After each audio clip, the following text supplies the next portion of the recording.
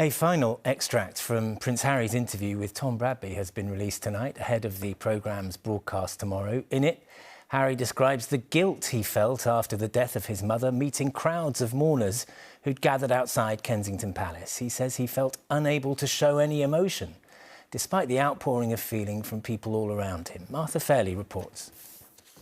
Everyone knows where they were and what they were doing the night my mother died.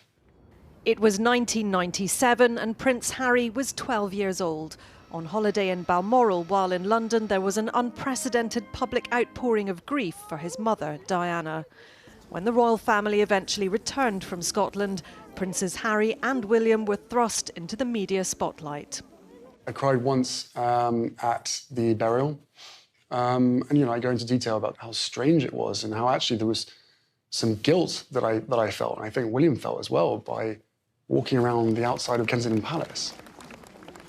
50,000 bouquets of flowers to our mother, and there we were, shaking people's hands, smiling. I've seen the videos, right? I look back over it all, and the wet hands that we were shaking, we couldn't understand why their hands were wet, but it was all the tears that they were wiping away. In this latest trailer for Harry, the interview, released 24 hours before it airs in full, the Duke of Sussex talks about the lasting impact of that moment. Everyone thought and felt like they knew our mum.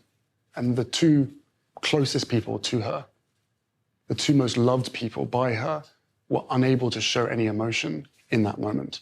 Meanwhile, the Duke has claimed he was not the real best man at his brother's wedding, saying it was a barefaced lie to protect William's two best friends from scrutiny. In excerpts of his memoir translated from the Spanish edition by the Daily Mirror, he also claims his brother was wasted on rum hours before his wedding to Kate, and that he was still drunk when he went to greet the public before the ceremony, telling William, "You smell of alcohol." The revelations, it seems, keep coming. Martha Fairley, ITV News.